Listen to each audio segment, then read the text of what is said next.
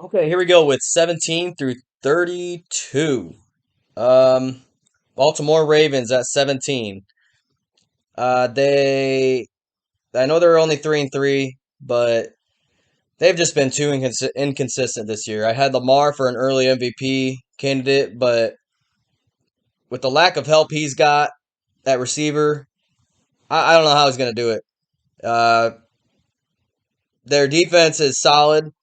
Obviously, their running game has always been great, but he just has nobody to throw to besides Mark Andrews. I mean, that's it. Uh, Devin Duvernay's a three. The other Rashad Bateman or whatever is three, a three receiver. Excuse me. I just think that the only way for them to be considered a AFC title contender is to add a receiver. Poor guys throwing to number threes and number fours. They just can't develop a passing game when you don't have a receiver to throw to. I mean, you can compliment Devin Duvernay and the good job he's done and whatever, but they need to change something in their passing game for sure. I think John Harbaugh's a lot to blame for this. I think he is getting stale over there in Baltimore. Um, Number 18, Seattle Seahawks, a very surprising team this year. They play really well together. They got a good running game. Kenneth Walker's great. DK Metcalf's great. Um, Tyler Lockett's great. That's allowed Geno Smith to look a lot better than what he really is. I know he's been sitting on the bench for years, and that's probably got a reason to do with his motivation as well. But their defense is playing good.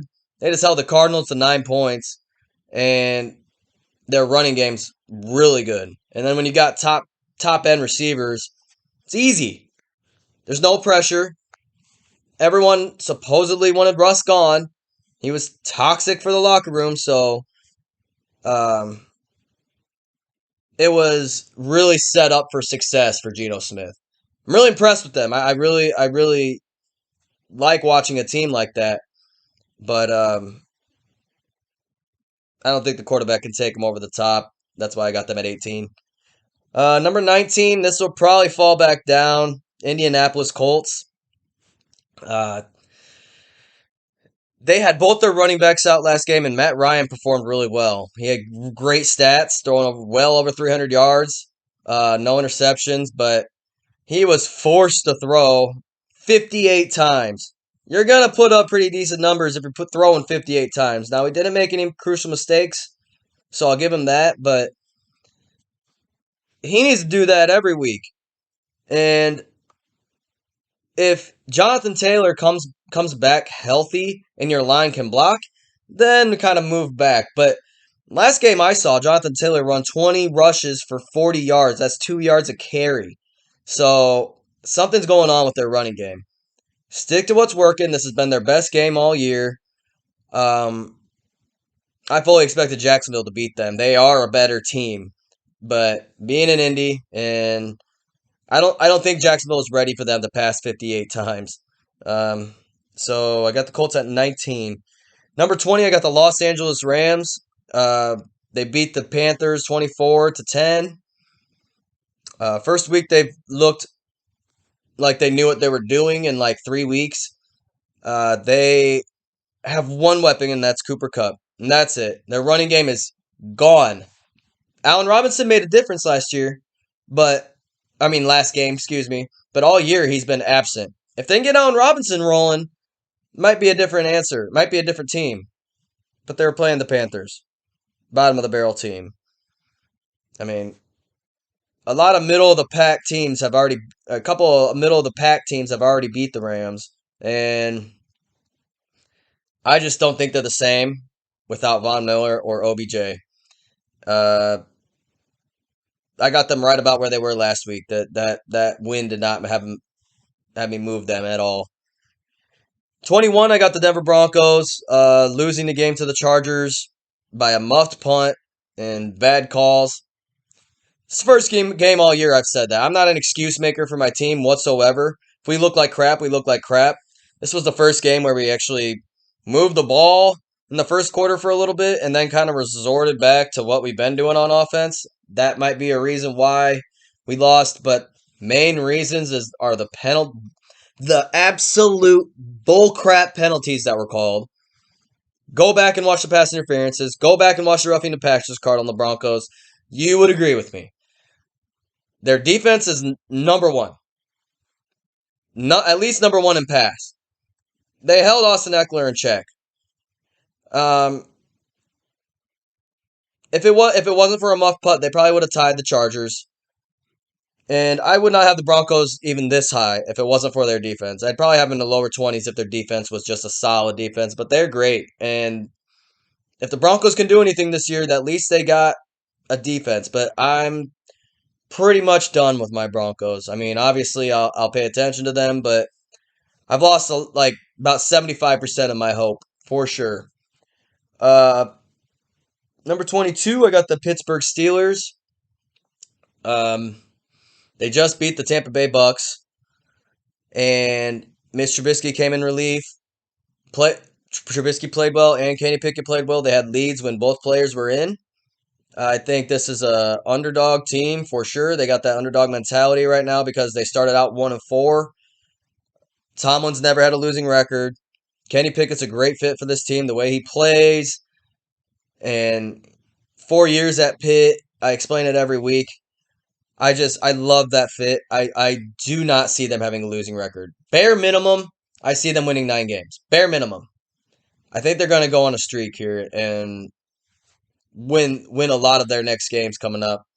Their defense has been very, very injured. Once they get Minka back and their corners back, I think that their defense will be back to where they were at the beginning of the year. But the Steelers, I have hope for them. I have a lot of hope for the next team, too, the Jacksonville Jaguars. I should say had. I had a lot of hope for them the first couple games. Most recent weeks, they didn't impress me at all. But against the Colts, they just had Matt Ryan outduel. Trevor Lawrence played well. I just think Jacksonville's kind of undermanned. I don't think they have enough receivers. Christian Kirk's good, but they need more receivers. And they need a couple huge difference makers on defense. I think they need to get a corner or a safety in the first round next year. I think that'd be a great acquisition for them. But after losing a few in a row, I think I got them at 23. Number 24, I got the Saints. Losing to the Cincinnati Bengals last week.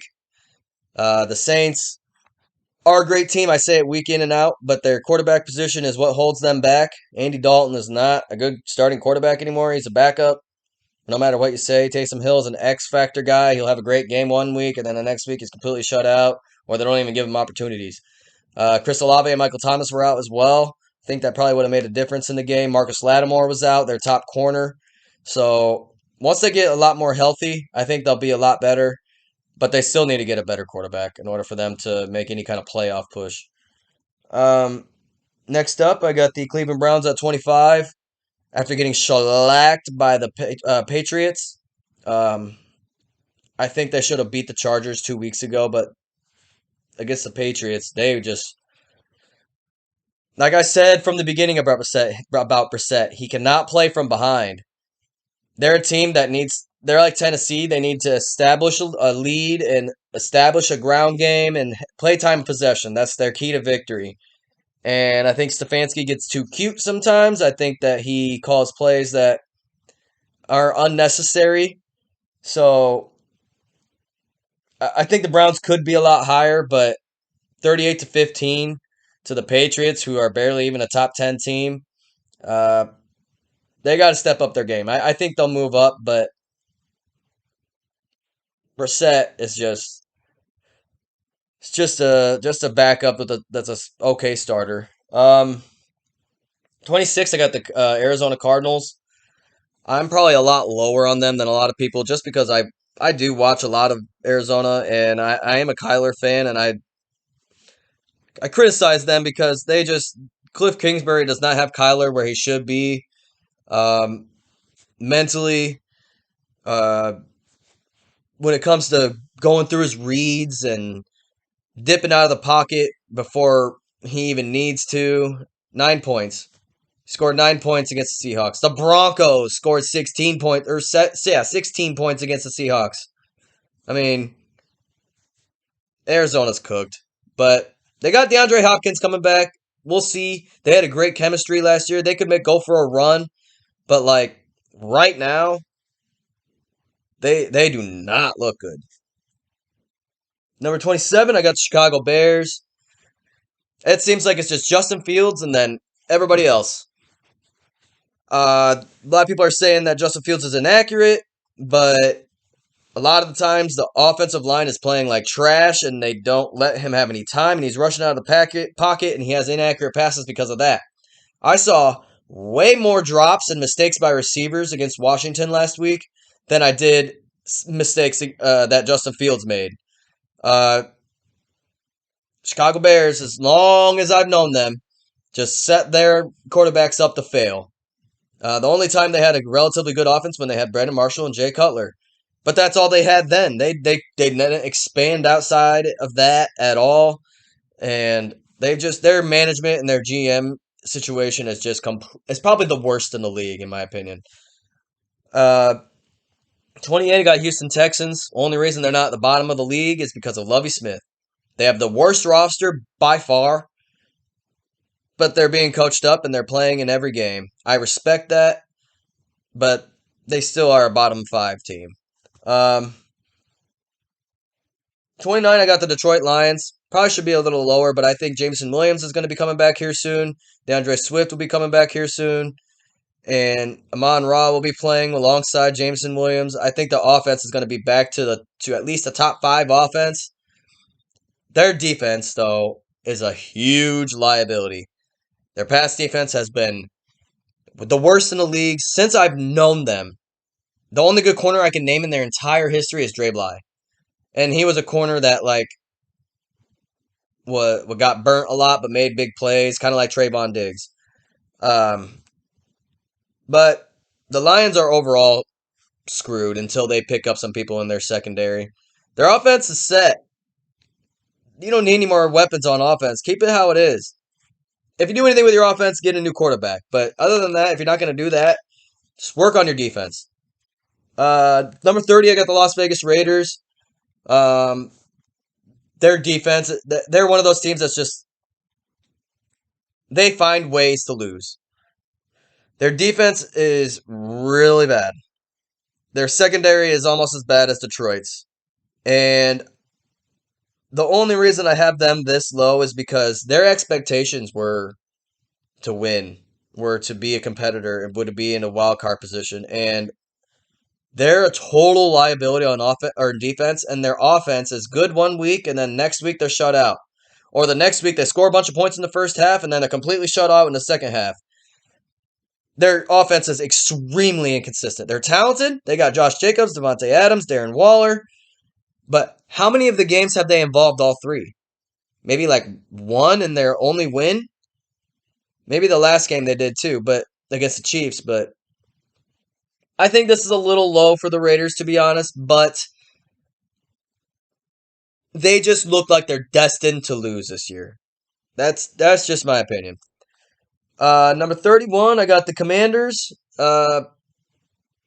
Yes, I know they just beat the Bears, but the Bears had the ball on the goal line twice. They were moving the ball all over that defense. They just couldn't punch the ball in at the red zone. Commanders got 4 field goals. And their defense didn't look good. Like I said, the Bears had a bunch of yards on them. So, or Rams, excuse me. The Bears had a bunch of yards on them. So I just think Commanders are just destined to lose, just kind of like the Raiders. And then the last place team is the Carolina Panthers. Baker Mayfield looking like a shell of himself. PJ Walker's trash. Their defense, I feel bad for that defense because it's actually a decent defense, and they're all being wasted. They're in rebuild mode. I think they'll have the number 1 pick next year for sure. And I think they'll probably cut Baker. They'll probably draft a quarterback. But I had a glimmer of hope A little ounce of hope at the beginning of the season that Baker ain't no fresh start. Let's see what you got. For one, they're setting him up to fail, and he had Matt Rule in there, who's a trash coach. Baker just got absolutely screwed his whole career, and now it's gone. His confidence ain't ever gonna come back. Uh, the Panthers bottom of the barrel, and that's my one through. Or I had this one was 17 through 32. Overall, I did 1 through 32. We'll see what happens this week.